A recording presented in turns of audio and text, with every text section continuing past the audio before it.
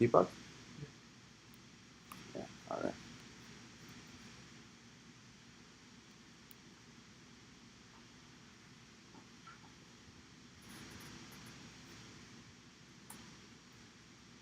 All right, so this is kind of the initial setup for the for loop. But now, let's say,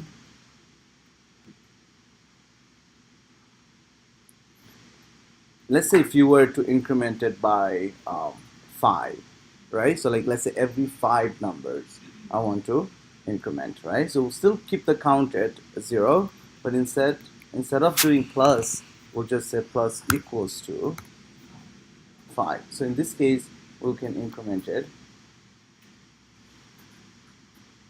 every 5 times. Right?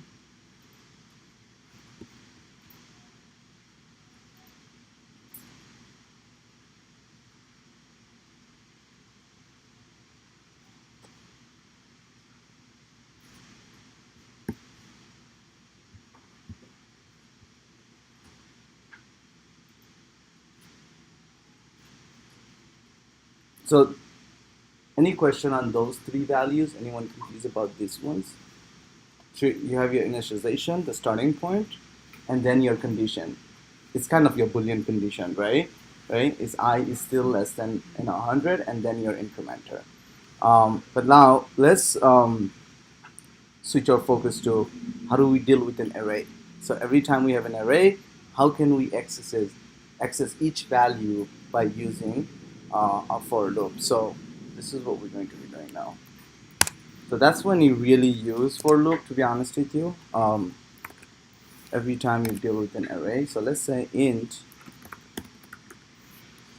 numbers equals to, let's just say 10, 20, 30, 40, 50.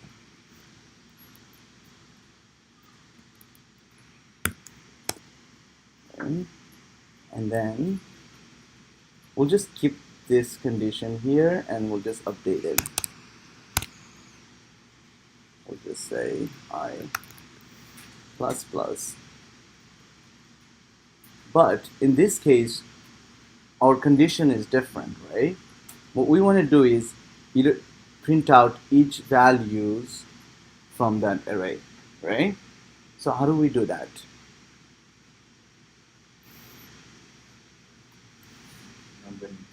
So one thing we know is that these are indexes, right? 0, 1, 2, 3, 4, right? What's the length of that array?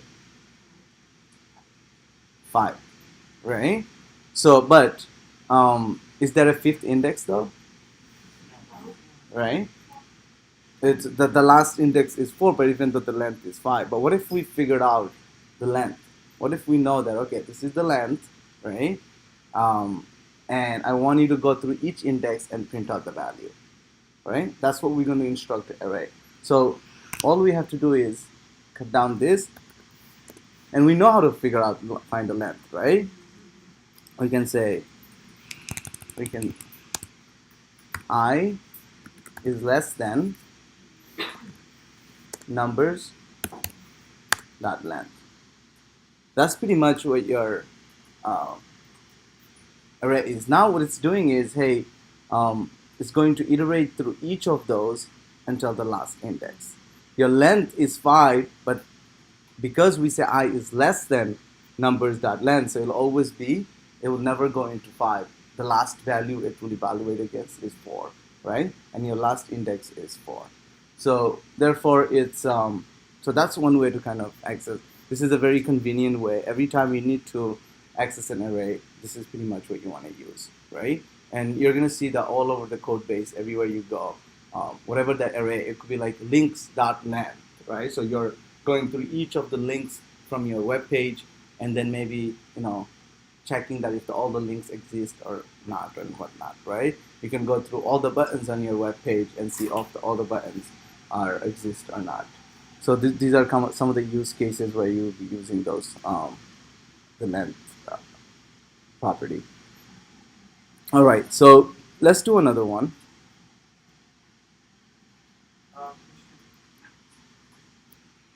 What's up?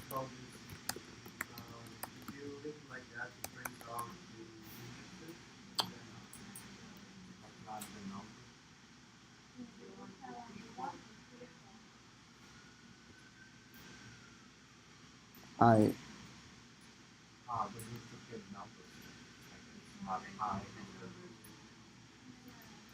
I know. Don't worry.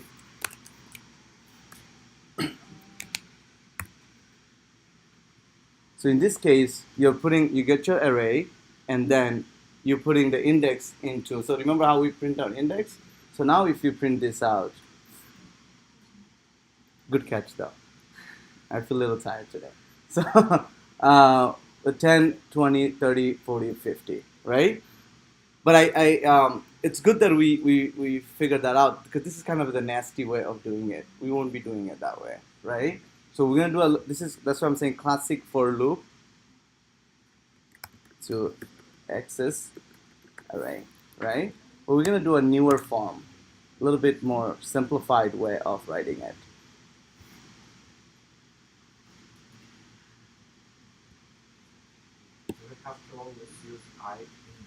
Yeah, I is kind of well, you can use anything, K, Y, but I is pretty much the standard. It's representing iteration or index, right? But now if you have to write another loop, right? So a lot of time you wrote in one loop, and now you have to write another loop inside of it. In that case, you can't use I, because then I is already been used on that scope. So you can use something like J or K or whatever. Okay. So now let's do another one, which is call for enhance loop. This one is a little bit more convenient.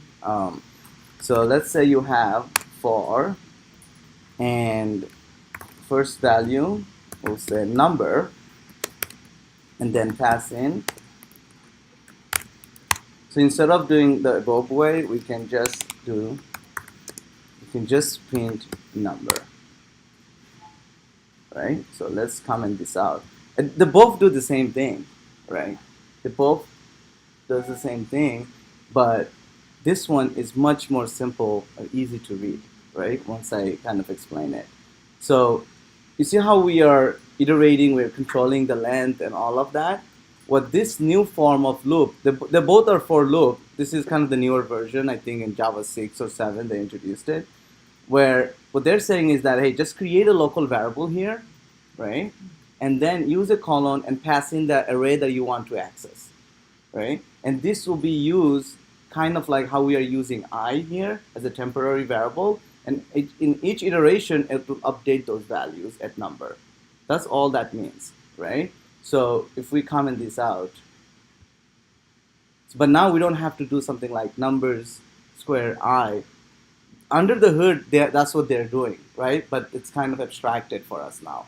As long as if you need to access an array of each element, just use that. Now, if you say, well, I don't want to access each element. Let's say you have thousands element in an array, and you only care about up to 500.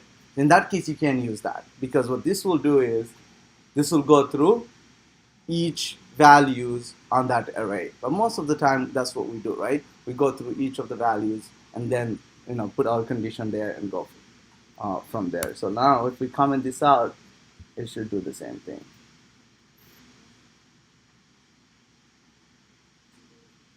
Right? 10, 20, 30, 40, right? So they both do the same thing, but this one has a little bit more control, but this is a little bit more simplified, but based on your condition. If you have to access every single element in an array, I recommend you use this. But you see how I'm saying number? This could be anything, right? But it only makes sense. This is kind of the singular value, right? Each iteration is just going to be stored as one, whatever the value in that iteration is, it's storing here. So this variable is storing only single value, where this is kind of an array, it's stored multiple values. That's why it's in plural and this is in singular. But like I said, this could be named as anything, but it doesn't make sense when you say name, right? It's not really representing anything. So any questions on this things?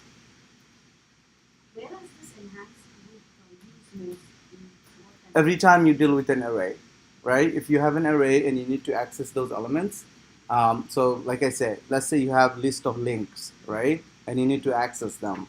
So you have the list already. Let's say you use something called browser.get list. I mean, get links, right? So this will store all the links, but let's say you want to find out it's is that list contains um, a value called forget password link, right? So how would you do that? Now we can use the traditional array, and it will be fine, right? But it's a lot of work here, right? Compared to writing it this way. But now if you say, listen, that forget password needs to be within the first 10th index, right? Then this may not work for you anymore, right? So then you have to go and say, whatever the list is, and then the first 10 values is what you're kind of iterating that. So you have more control in here rather than in this array. But most of the time you're pretty much going through each elements in an array. So I think this is more convenient. Like I said, this is just an introduction to arrays, loops. So when you really get to understand, when you're really working on a real project as you go down the road, right? Any other questions? Let's do another one, and then we can do a classwork. So let's think of string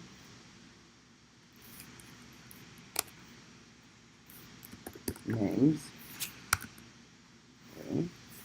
And then we'll say something like James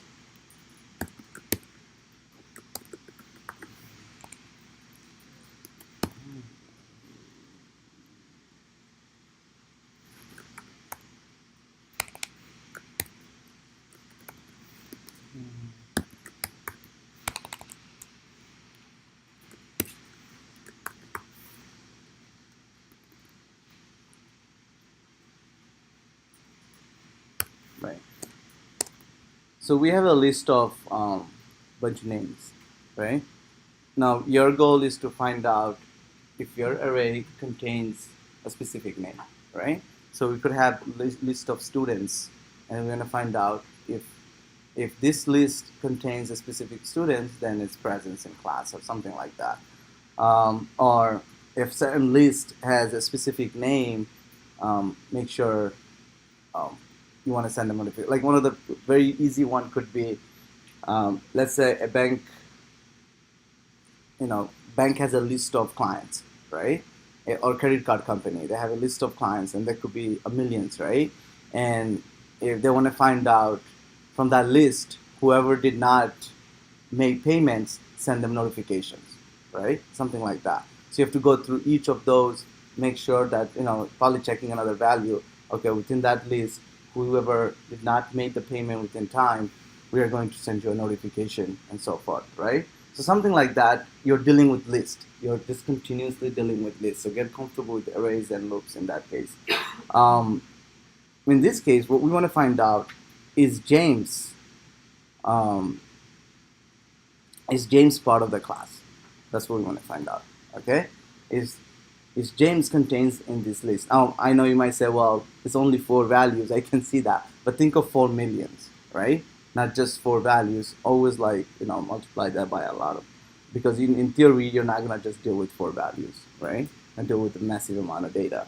So we can do something like this. But you see how I had the data type int here? What's the data type I should be using here?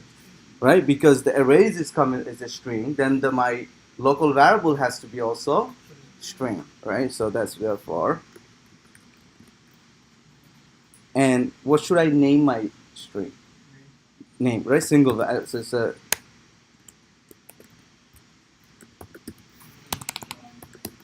name. So then you pass in your array. Oh, damn it. What's happening today?